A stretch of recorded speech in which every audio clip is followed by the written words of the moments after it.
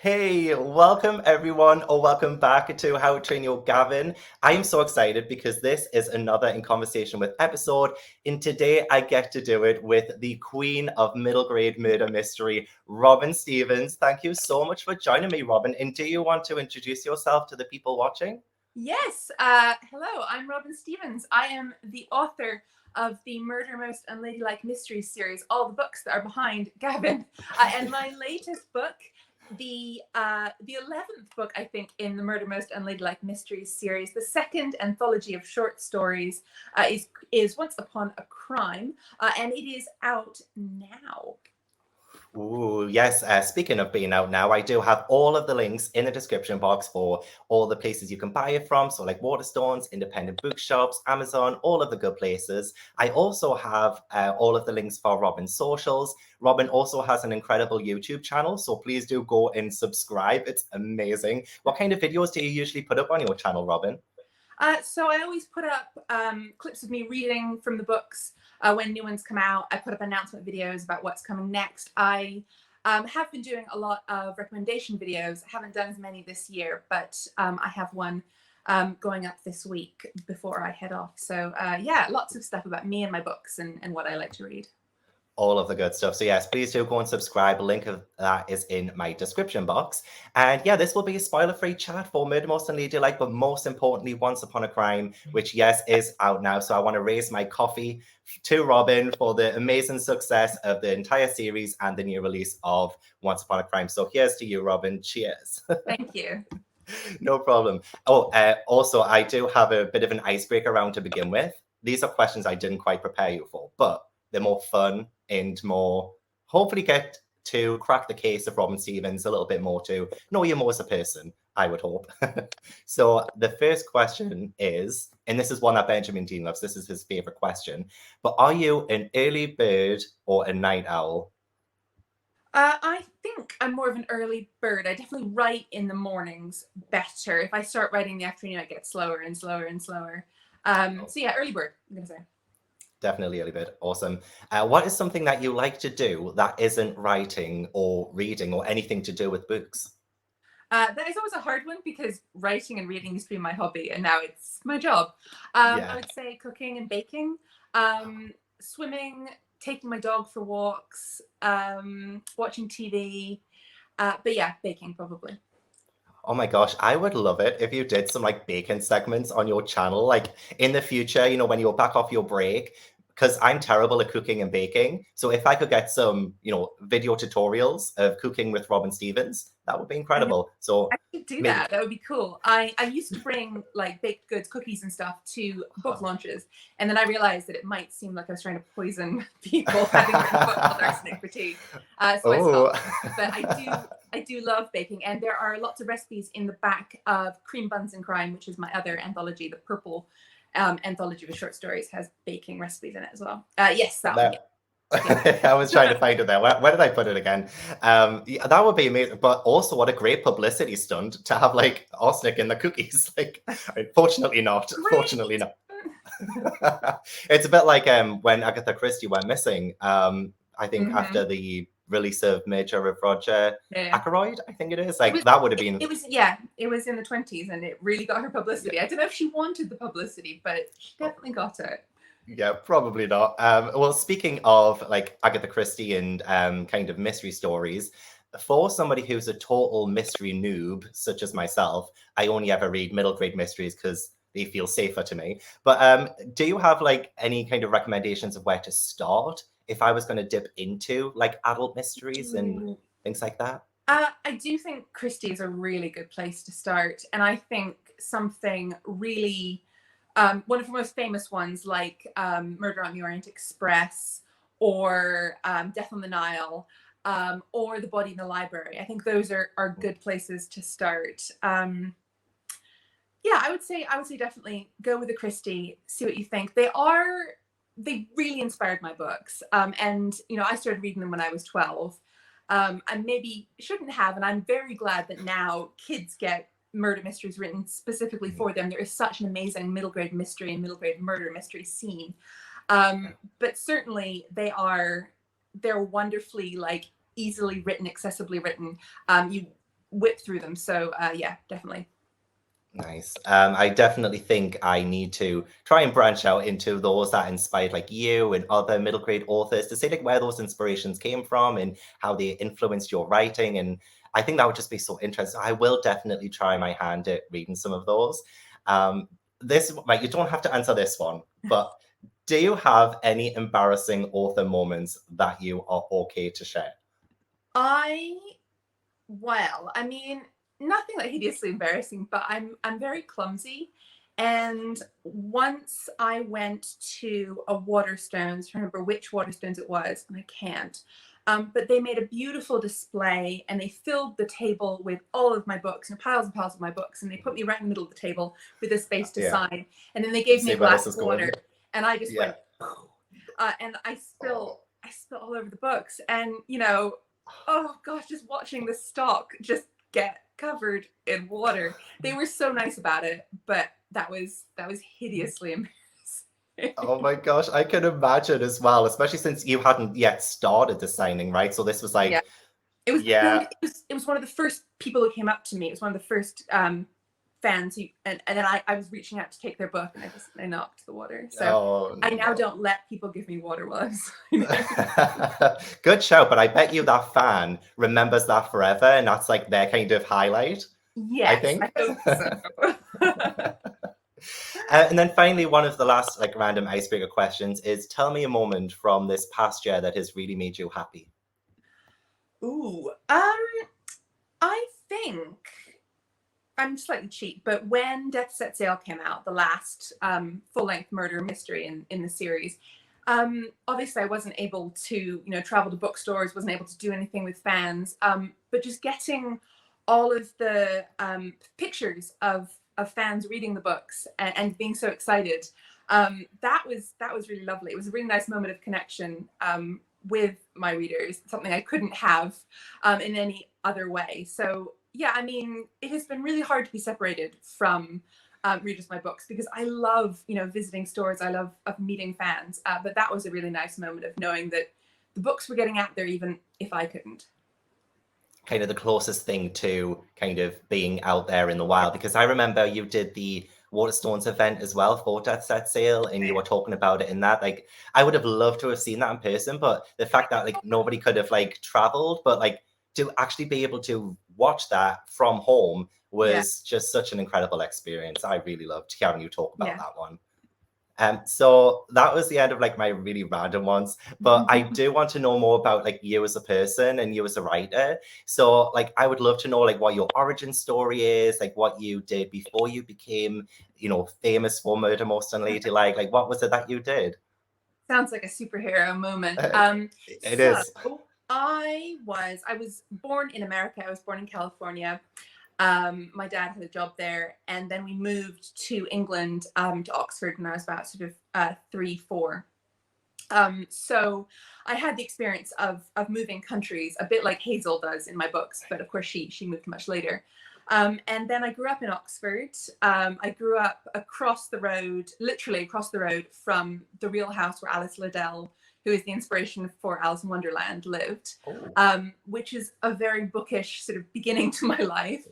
yeah. I wrote a lot of stories when I was a kid. I was always writing. I was always making up worlds and characters in my head and writing them down. And I would make up stories about my toys and stuff. And then when I was 13, I was sent to boarding school at Cheltenham Ladies College, which was this really big, posh, old English boarding school. And I, as somebody born in America with an American accent, I was raised quite American by my mum. I found it really bewildering and really sort of confusing, as well as being exciting and fun. I had a good time. I made friends, but it was a weird place to go to school, and I knew that. And I remember thinking this would be a great place to write a book about one day. And at the same time as that, I was starting to read murder mysteries. I started reading my first Agatha Christie when I was 12.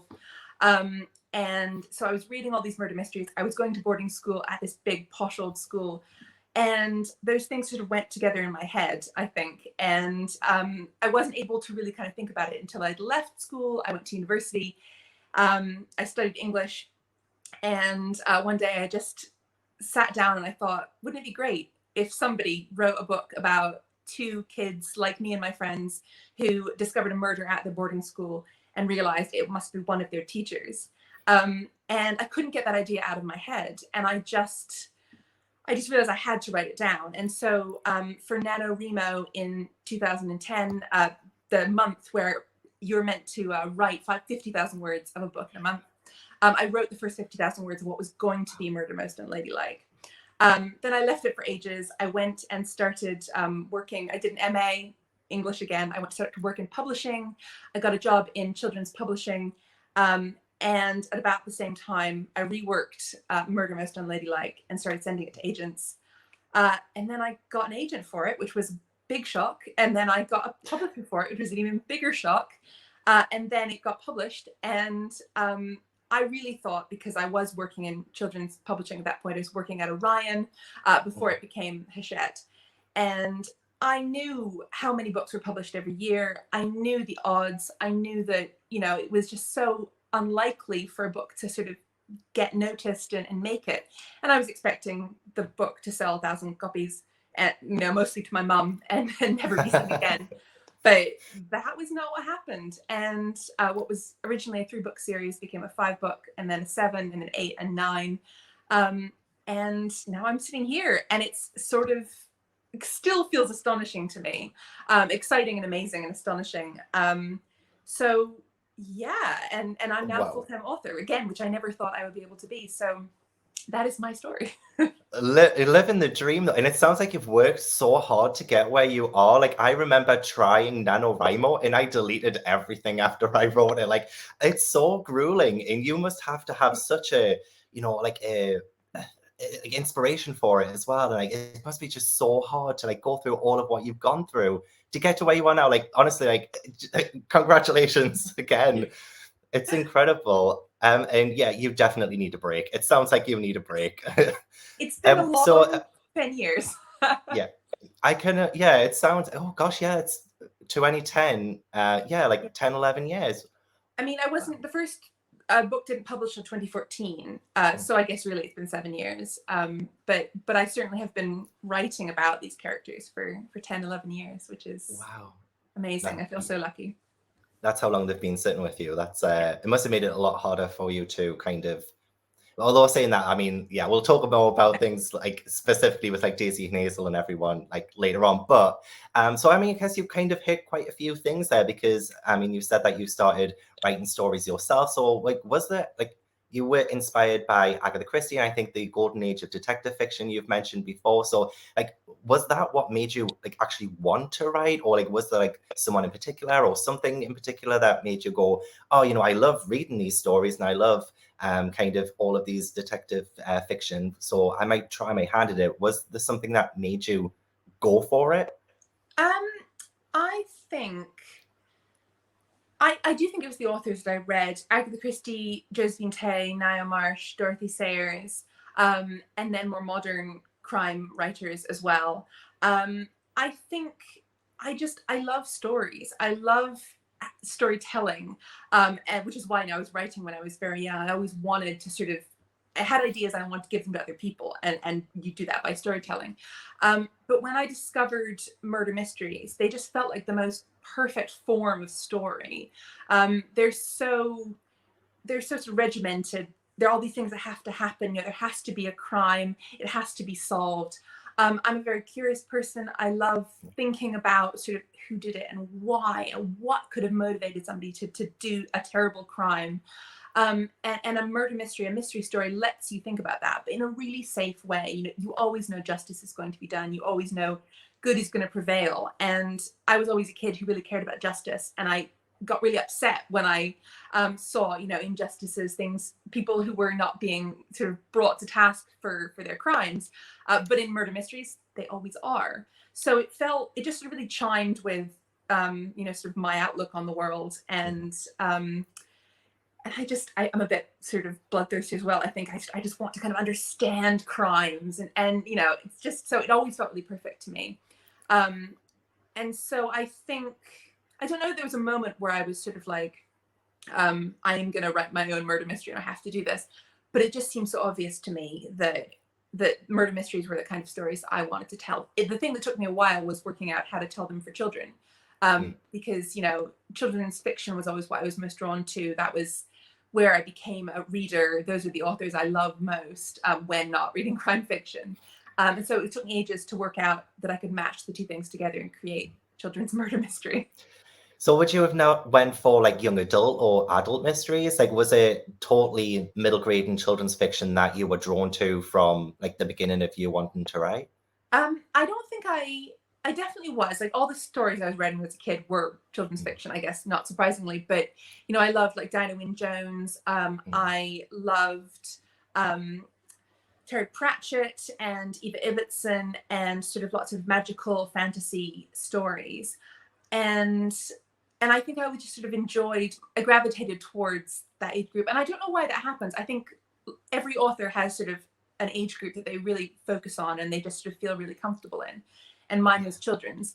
But, you know, I didn't realize that I could write a children's murder mystery at first. And so the first draft of Murder Most Unladylike, I thought I'd written an adult book. And then I thought I might have written a YA novel. And it took my agent, Gemma Cooper, to say, this is clearly a children's book, and to submit it to children's publishers. And it didn't change that much when she picked it up and helped me work on it. But certainly kind of the direction of it, I realized I really was writing for sort of the 8 to 12 age group. And it made me feel so happy because that's the kind of story I really want to write. And I get lots of adults emailing me and saying, would you write an adult book? And I'm saying, you know, you can read my books. There's no upper age limit. Yeah. And I can tell that you like reading my books because you're emailing me. But I think my first readers, my ideal readers, are always going to be kids. I just think it's the most engaged, interesting, questioning, curious audience. And I love writing for kids. I think it's brilliant. I agree. And also, yeah, because a lot of times people are surprised that I read children's books. Like, if I'm in the children's section at Waterstones and people are asking for help in a different section, like an adult section, and I'm like, oh, I'm the kids bookseller, I can find someone who can help. And you're like, really? I'm like, yeah, I mean, I'm nearly 30, but that doesn't matter. I'll still read children's books until I'm 100. You know, yeah. It's like, it's the perfect category. It is. But does that make it harder to like write murder mysteries then? Because it's like you're telling it to, like, I mean, not exactly to children, because I feel like children are smarter than like a lot of people believe, and like they think that they can't handle some of the themes and messages that you put into your book. So, but like for you, like maybe technically, like, is it harder to maybe write a murder mystery, but one that's like really engaging and one that I guess you are trying to make the reader also feel like they can be a part of? Like, that must be like one of the hardest jobs as a children's author, to do that as a middle grade mystery writer. I mean, yeah, I think the wonderful thing and the terrible thing about children's fiction is you can't be boring. You can't have any scenes that don't lead somewhere. You can't have any scenes where people just sort of sit and chat to each other, which is definitely something I've learned over the series. The first draft of Murder Most Unladylike just had Daisy and Hazel talking to each other in a room. But yeah, I mean, I think you have to really hone the way you write. You have to make sure you're not writing for the beauty of it. Everything has to be there for a reason. And also, you know, that's especially true in crime fiction. They are such compact stories. You have so much to fit in. You have all of these suspects and all these clues and all of these characters. So I really have to make sure that every scene is working double and triple. And at the moment, I'm working on the second draft of my next book, and I can still feel there's dead wood in there. There are scenes that only do one thing, or scenes where you don't really get any new clues. And I know that one of the things I need to do in the next draft is to just sort of tighten everything up, pull out all of the stuff that's just sort of there for vanity, and just make sure that I create a story that is truly exciting. And also, you must have to plan it to a T, considering you have to put in the clues and the red herrings and make sure that the reveal makes sense. But have you ever surprised yourself? Like, have you ever had like a plan of a book and realized when you got to the end of it, like, oh, it makes more sense if this, like, have you ever surprised yourself with your own mystery stories? Yes and no. So I always really try to know, you know, who did it, why they did it, where they did it, who they did it to. I try to know all of the facts of the crime, Sometimes things change. Often what surprises me is sort of understanding motivation. I remember writing A Spoonful of Murder, and the victim of that, I thought that they were quite an unlikable person. And then suddenly, at about the third draft stage, I realized why they seemed unlikable. And I realized what was going on with them. And I suddenly realized they're actually a really sympathetic character. And that made a huge amount of difference. That was a really important thing, because I think I could write about them in a more sympathetic way, and I could make everyone feel, sadder about what happened to them. And I think the book is better for it. I've only ever changed the murderer once, and that was in one of the stories that is in here. And I got to the end, and I realized that I'd already sort of kind of written that twist before. I've written a lot of murder mysteries at this stage. And I realized that it could just be a whole lot better if I flipped who the criminal was. And I'm actually really pleased with how that worked. And I really, really like what happened. So that was a bit of a surprise. But most of the time I do know. And it's more in the details. It's more about the motivations. It's more about maybe alibis and sort of clues, little things, rather than huge moments. Right. Okay. I mean, it makes sense, especially since you have been writing these mystery stories for some time. I guess you'd have to at some point try and have to surprise yourself with what you're writing. And it must take a lot to keep things fresh and exciting and engaging, even for you as you're writing. But I imagine that's not hard to do with this world, like the Murder Most Unladylike world. It's not hard, I think, to keep it exciting and interesting and fresh for you and your reader. Yeah. So when you were trying, like you briefly touched on, getting Murder Most Unladylike published and finding an agent, like was that like really, really difficult? And were there ever any moments where you wanted to give up? So like was it just something that you always would have, pursued even during like the harder times? Or was there, times where you're like, okay, Robin, maybe this isn't meant to be?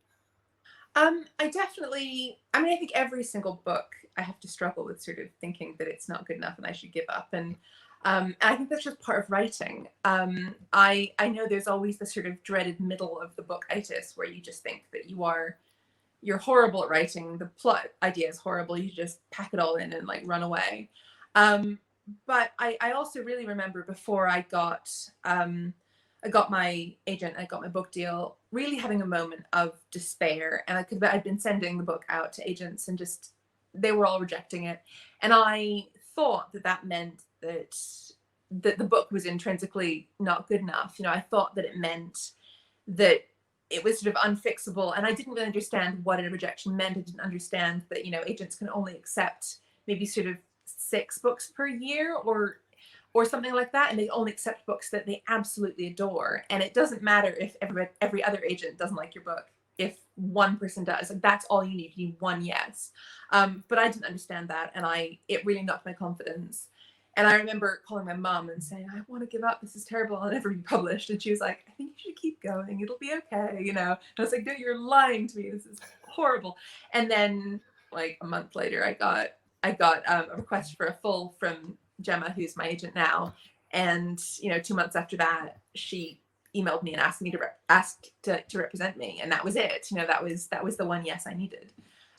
So every author just goes through so much rejection and so much heartbreak and heartache, and as part of being an author, you're in your emotions all the time, and so everything seems huge and upsetting. But you just have to silence the inner voices and just keep going.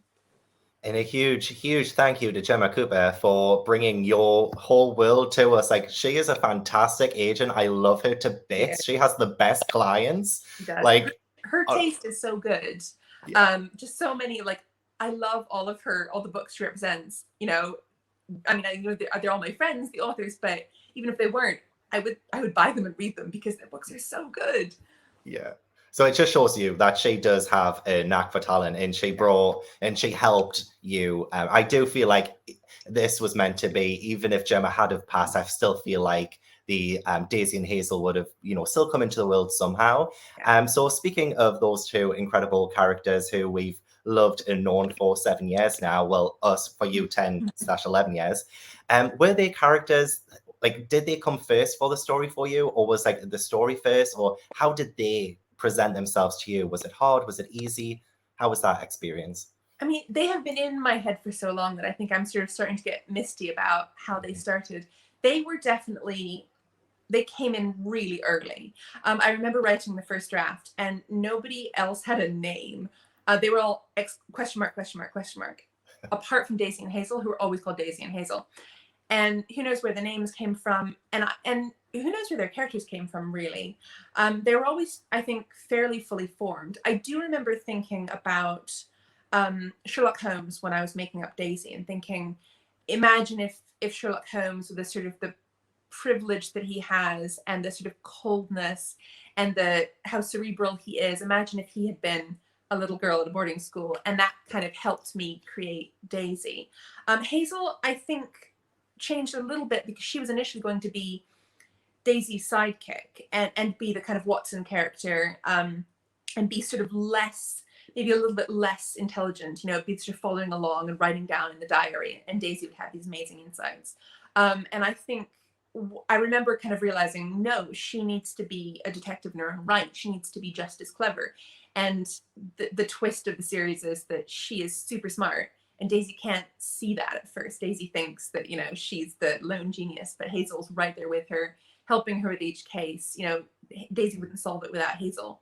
And a lot of the time, Daisy sort of jumps in. She's very quick, and she makes assumptions. And Hazel comes along a little more slowly and works through things logically and points out to Daisy where she's gone wrong. So their friendship has always been at the center of everything. Those two characters have been the heart of the book. And I do remember when we were showing the book to publishers, there's one publisher who came back to, well, I'd quite like to buy it, but if we do, I want you to change this and just have one main character, not two. And I said, you can't do that. Like, I'd rather not have it published. And I think that was the right decision because it has to be Daisy and Hazel. It's a story of their friendship, all the books. I mean, it's a story of them solving murders, but being friends and growing and changing and supporting each other. Exactly. And what I love most about the series is that you see them coming from the very first book and how different and alike they are, but how much they really do need each other. Like, yeah, as you said, like Daisy can't really solve something without Hazel, but Hazel does provide another side of the mystery that I think Daisy overlooks. Daisy overlooks some. They're Daisy. Hazy. Yeah, I love it though. But yeah, like they just complete one another, I think, and it wouldn't be this series without both of them together, and seeing their growth, seeing their development. When we get to Death Set Sail, for instance, and seeing how far they've come, and even like the little character moments that maybe aren't to do with the mystery are just so, they just want to make you cry. So like for Daisy and Hazel, for you, like how important was it to have the representation that you have in children's books? Because I feel like children's books as a whole has come a huge, huge way from back when I was a kid and I didn't see much representation. So like, for example, like Daisy's queer and Hazel's Chinese. So like, how important was it to you to represent that? And were you scared that anybody was going to have like backlash for it? Because kids' books, maybe parents were going to be a bit touchy about it. Making Hazel Chinese was something that was really important to me. And I think I did it in a way that was sort of quite for myself, because when I went to boarding school, I had a huge number of friends. There were a huge number of girls who came from Hong Kong who were Chinese. And, they were just part of my boarding school life. And I remember just thinking about and feeling sort of annoyed about the gap between my own lived experience of boarding school, which was, that's real life, and then reading boarding school books, even quite recent ones, and only seeing maybe like one person who's not white or none.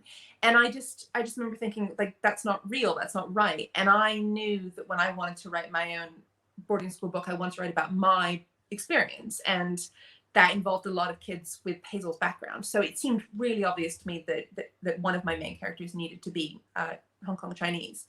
And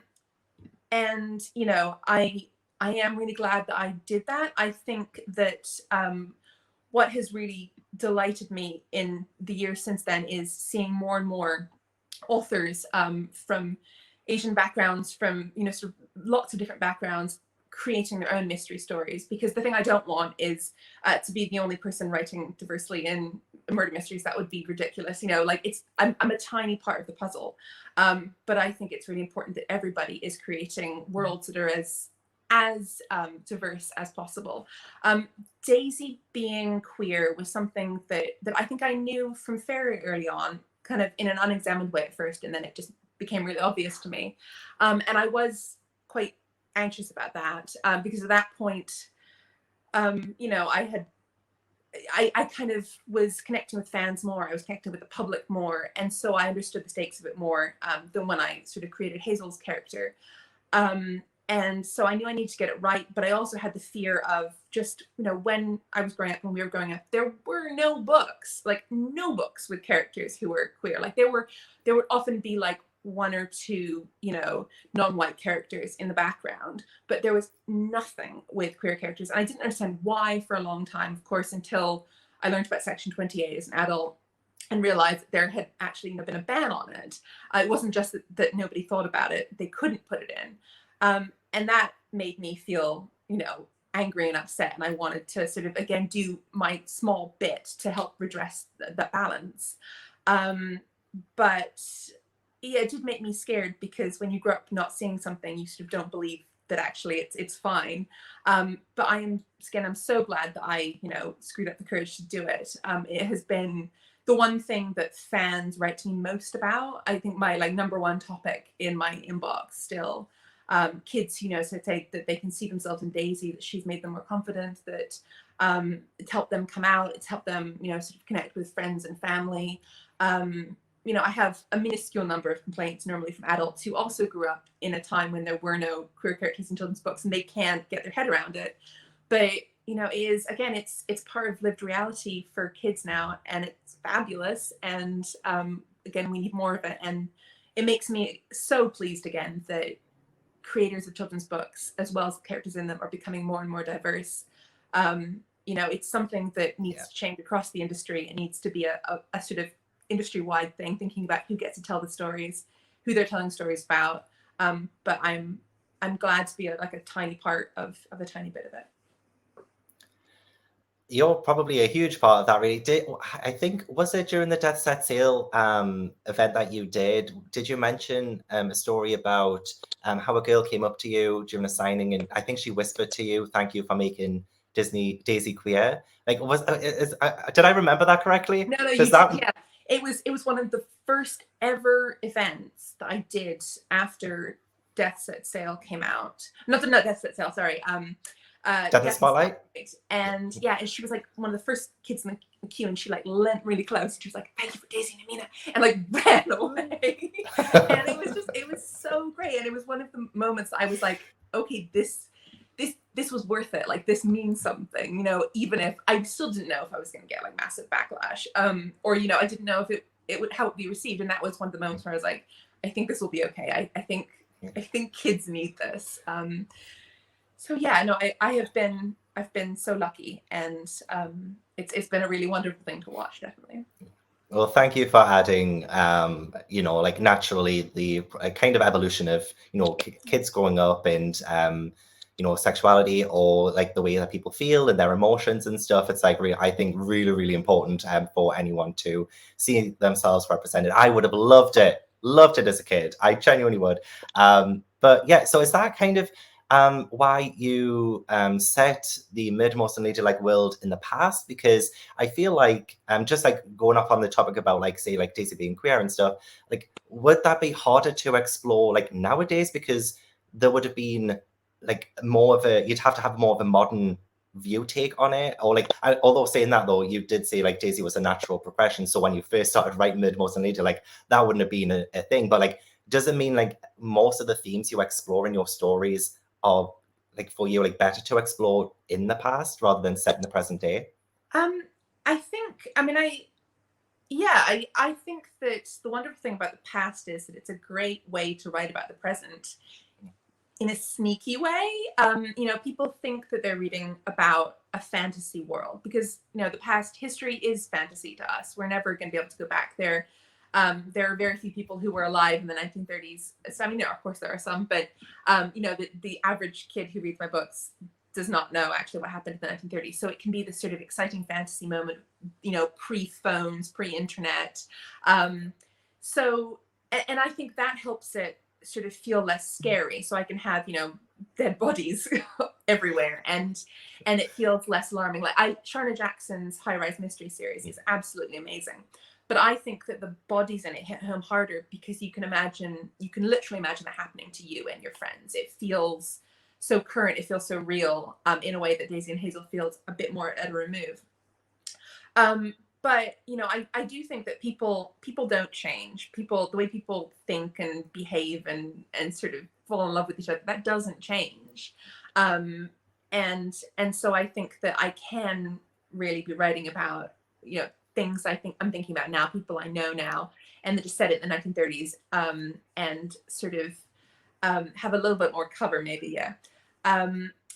But also, I think one of the things that has become more and more important to me as I write my books, I'm thinking more about diversity. I'm thinking more about trying to recreate the world that I see around me, that my fans see around them with every book, as I kind of connect more and more with fans, and as the books get a wider readership. I think it's an important thing to do, and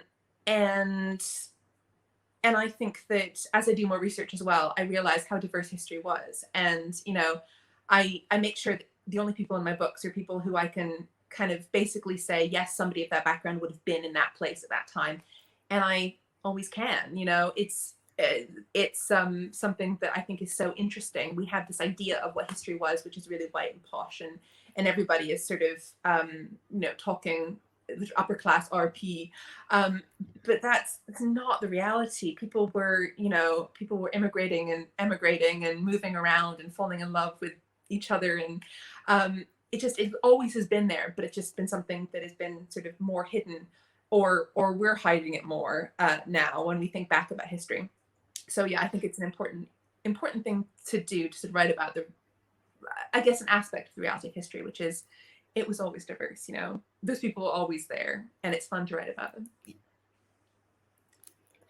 And I guess it would have been harder now as well to write these mysteries. I mean, obviously, like, there are mysteries set in the present day that do it so well, but like, I guess if Daisy or Hazel had the internet, I don't know, like, it probably would have taken away some of like how challenging these cases are for them. And I just love seeing how they would work it out without the use of a phone or a computer. And it's like, yeah, it's I love the way that they do it. Like, it's just so like clever. Like, they are just so endearing to watch. And I think part of it is because it's set in the past, and there's a huge part. I mean, this is a little bit sad, but like, now I'm thinking it's 2021 now. Like, they wouldn't be around now, and I get sad when I think about that. Like, oh, I just like want them. Yeah, true.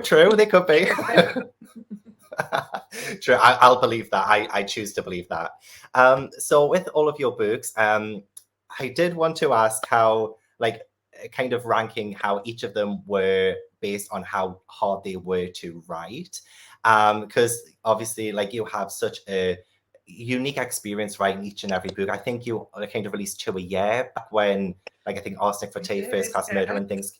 Yeah, that must have been so challenging. So I thought, instead of just asking like how fun writing one was, or like how challenging another one was, that we play a little game, if that's okay, where we tier rank how hard, challenging, intermediate, elementary each book was for you. If that is so, and then maybe like if you just so it doesn't run too long, like if you have like maybe why it was challenging, like one reason why it was challenging, or why it was easy. Well, I don't think any of them were easy. Like, all of them must have been hard.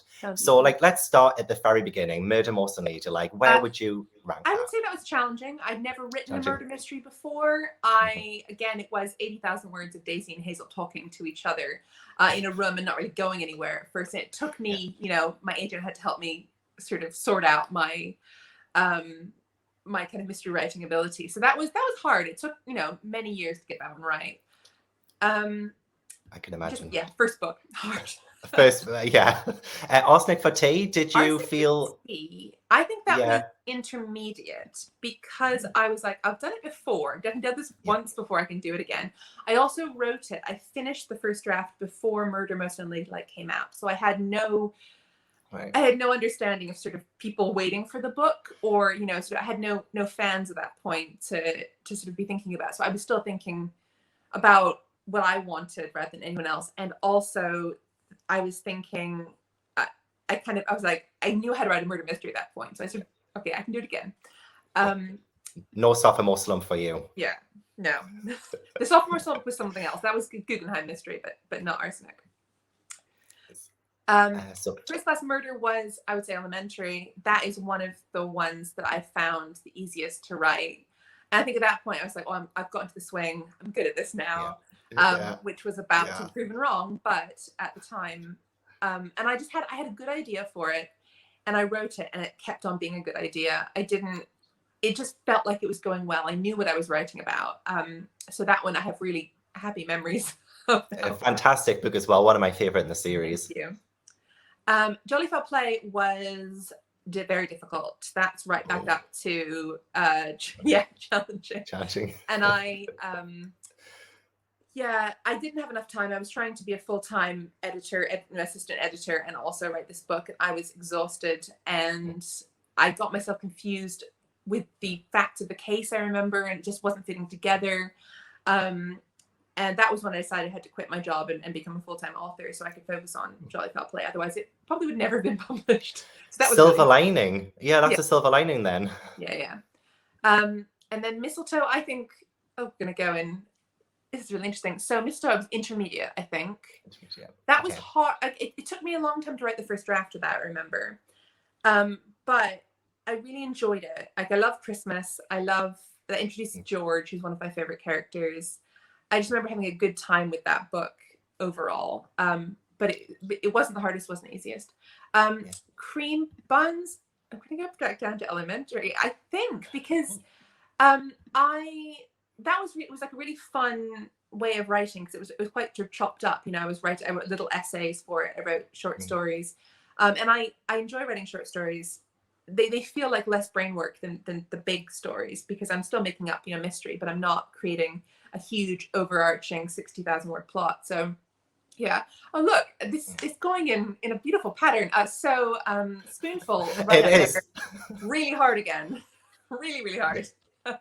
Oh my god, it does. It goes challenging, intermediate, elementary. Yeah, wow. I'm about to actually change it for Death in the Spotlight. But yeah, Spoonful was really hard because it takes place in Hong Kong, and Hazel is from Hong Kong. So I needed to make her Hong Kong feel like home. I needed to make it feel really warm and, recognizable for somebody who grew up in Hong Kong.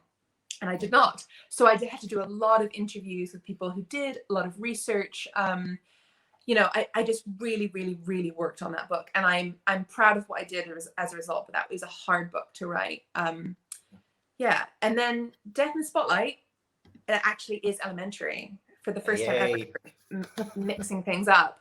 Again, that was another plot that I just loved writing it. It just worked really well. That one and First Class Murder, the happiest memories I think I have. Just they worked from the beginning. Then Top Marks for Murder, I think that might be intermediate. That took a long time to.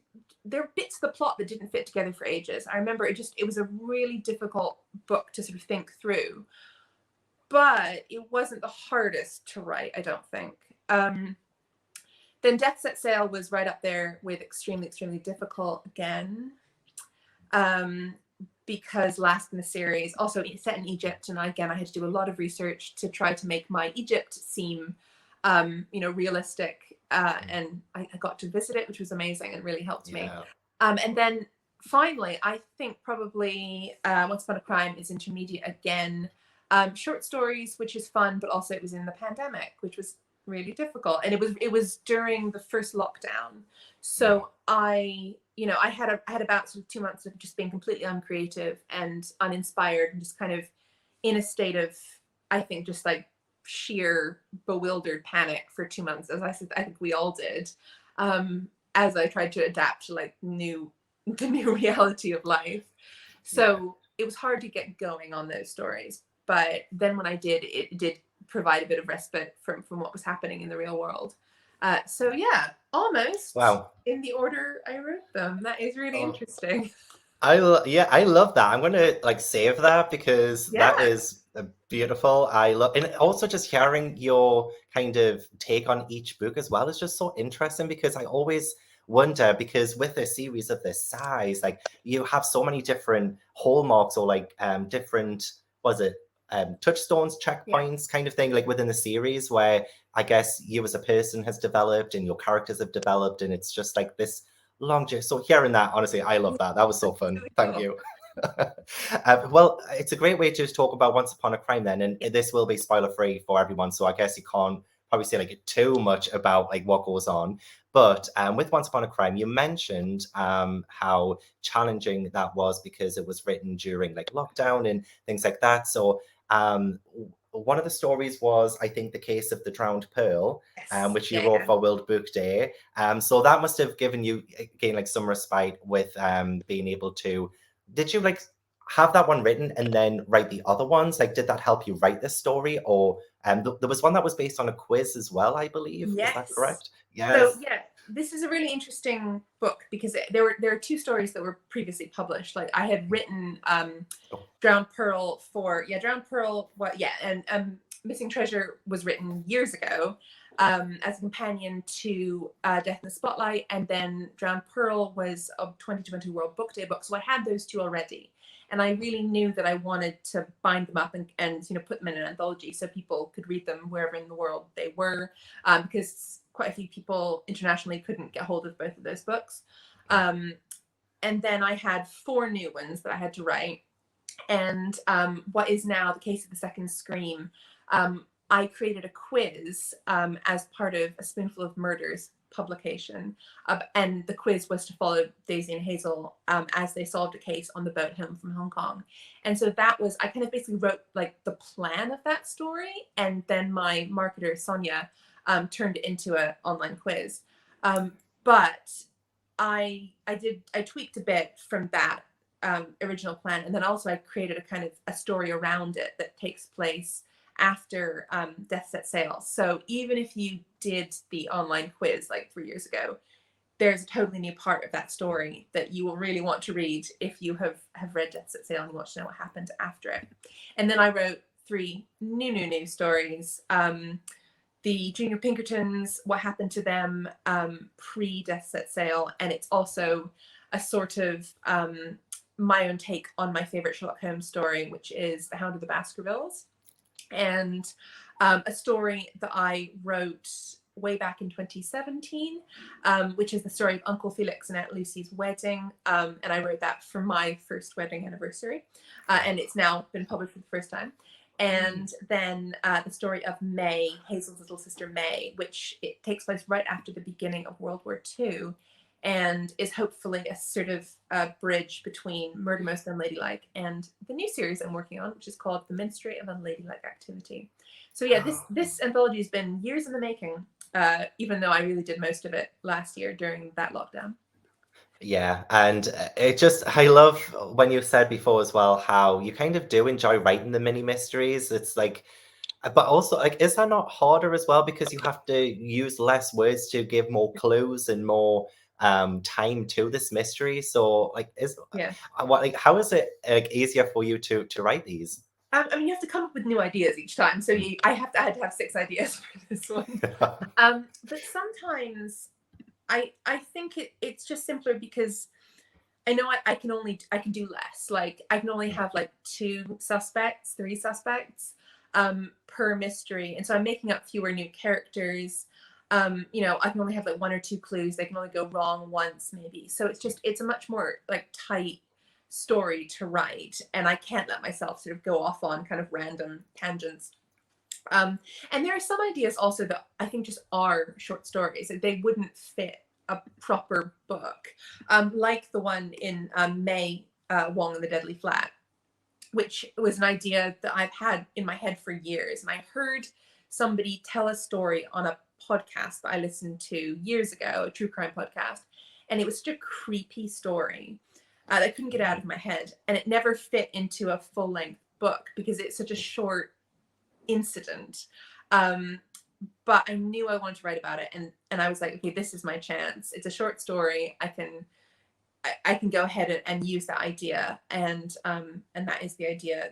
What happens to May's sister Rose in May Wong and the Deadly Flat is basically the story that was told on that podcast. I probably misremembered it, but it's the story I remember. So yeah, it's both harder and easier, I think. It's a very different kind of thing than writing a full-length book.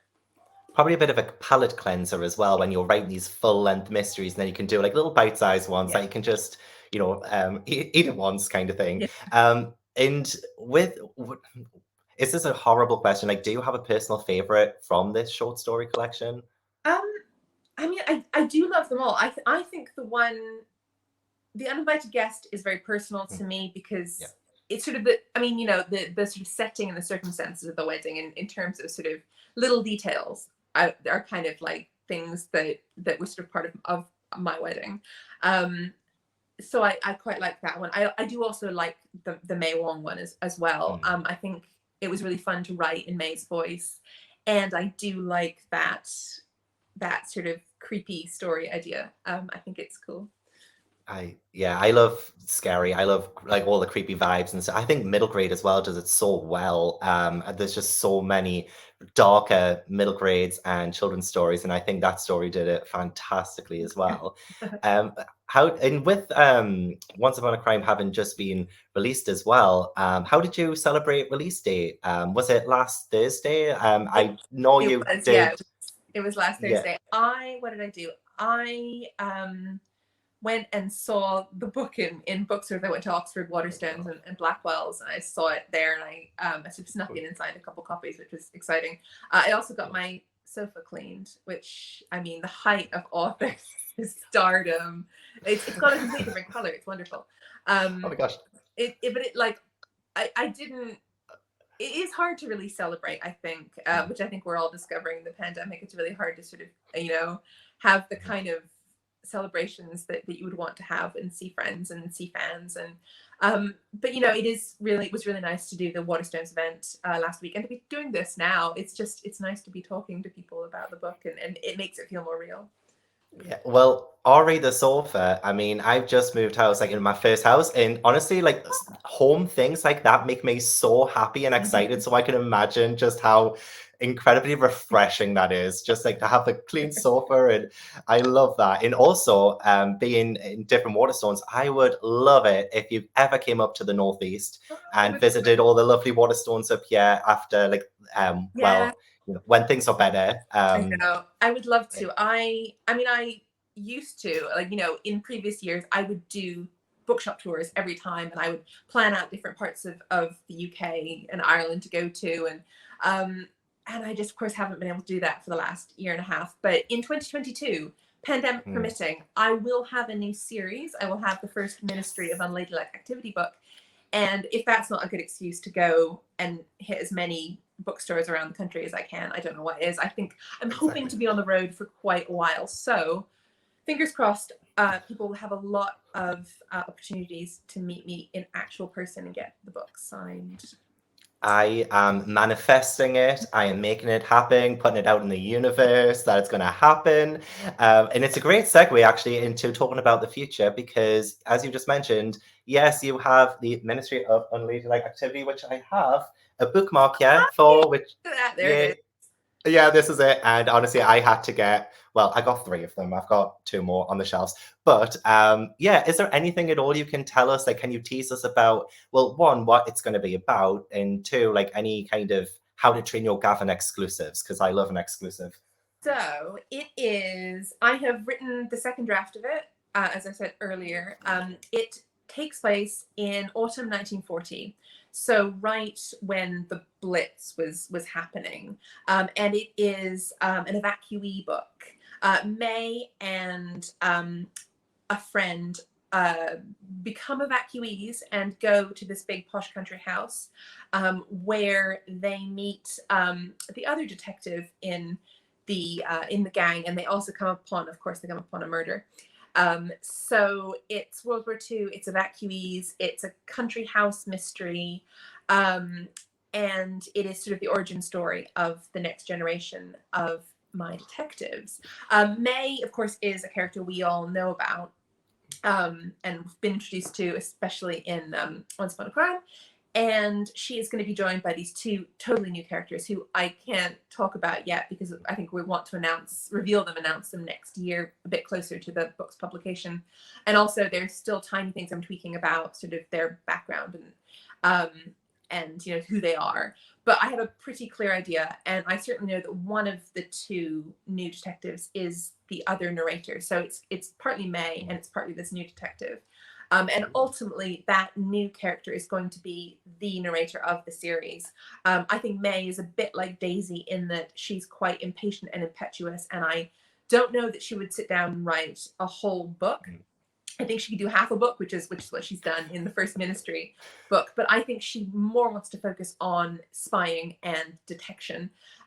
So I have a character who is much more of a storyteller, who's going to be picking up the stories and sort of being kind of the Hazel of this series.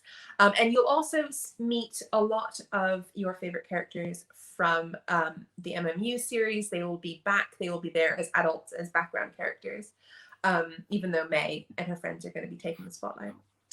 It sounds like the MMU is becoming the MCU and becoming yes, this. I love that so much. I can't wait. It's going to be the collaboration of 2022. It's going to be incredibly exciting.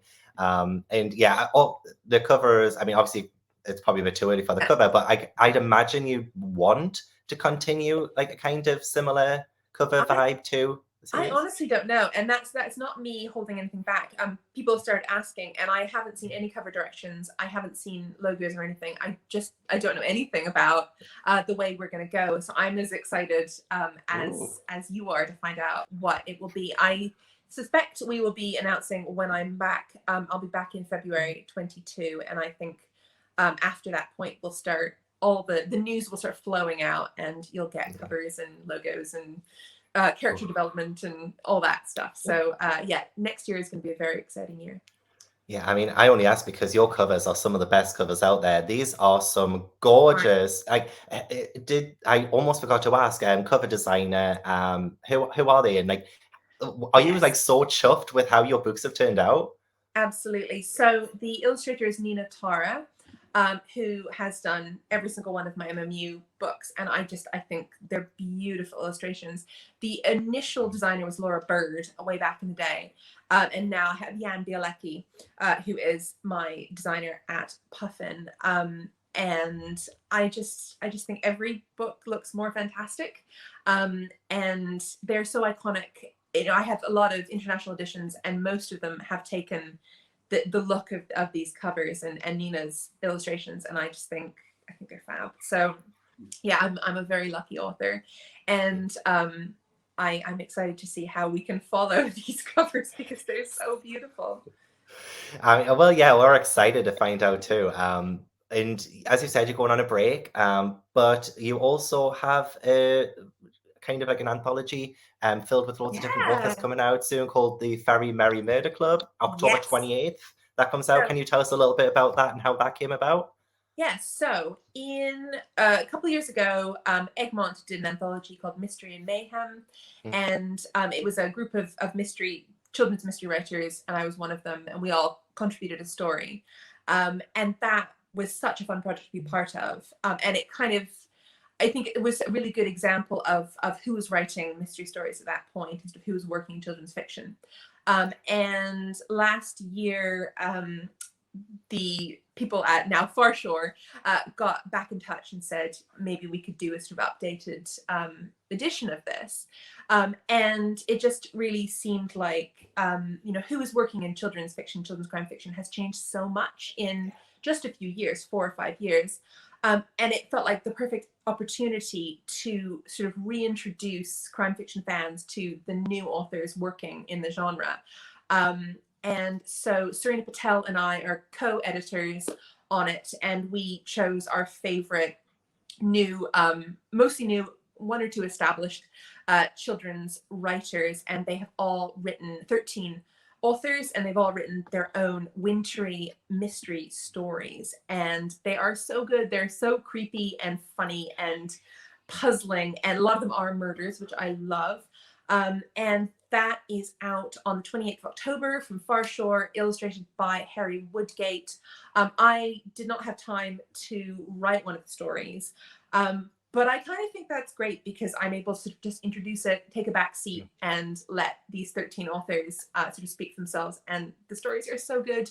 And I really hope that it introduces readers to all of these authors. And yeah, no, it's a really nice reminder of where the genre is and how diverse it is and how interesting the authors who are working in it are at the moment. And I love the lineup on that anthology. Like, oh my gosh, the amount of superstars on that cover. Seriously, when you say all of their names, I saw it and I was like, instant pre-order. And I will have pre-order links for that in the description box as well. And having read the stories, they are so good. And it's really hard for me to pick. I don't want to pick a favorite. But they're all just fantastic. And I'm really excited for everyone to read them. Oh, I can't wait. It's going to be amazing. I hope there's some kind of like NetGalley arc situation going on, if we can make that happen, for sure. So yeah, so to end on, do you have any kind of reading recommendations for anyone? Anything you've read recently that you've loved, that you would love for other people to check out? So I'm gonna shout out my co-editor, Serena Patel. I love her Nisha Accidental Detective series. They are mystery stories for slightly younger readers than my books. But I think if you want to be getting into crime fiction, Anisha is the way to go. Also, let's see, of mystery stories, murder mysteries I've read recently, I have loved Ella Risbridger's The Secret Detectives. It is a Victorian murder mystery set on board a ship with 3 child detectives who are wonderful. I really enjoyed reading that last month. And also B.B. Alston's Amari and the Night Brothers is so good. It is Waterstones Children's Book of the Month this month, and I'm so thrilled. I read it earlier this spring, and I just think it's fab. It's like Men in Black meets Nevermore. And it's super, and it's the beginning of the series, and I can't wait for the next one. So yeah, if you like sort of fantasy mystery, that one is really great for you.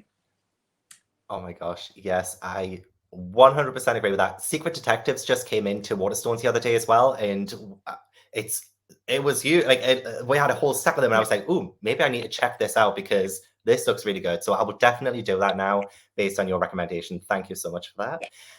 But yeah, thank you so much everyone for tuning in and watching. Like, I really appreciate it. Robin, is there anything you want to say to everyone watching as a sort of bye-bye for now?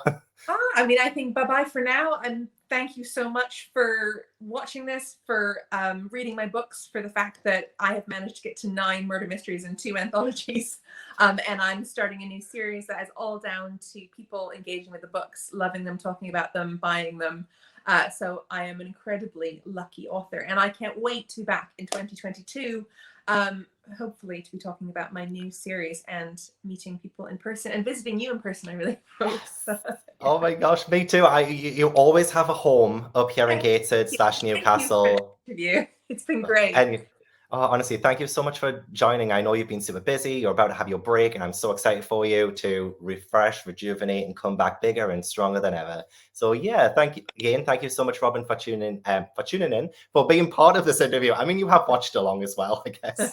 But thank you so much for being part of it and giving me such an incredible interview. Thank you so much, everyone, for watching. Remember, all the links to buy Once Upon a Crime, to pre-order the Ministry of Unladylike Activity, and to pre-order A Very Merry Murder Club as well. All of that's going to be in the description box. So thank you so much, everyone, for tuning in. Bye. Bye.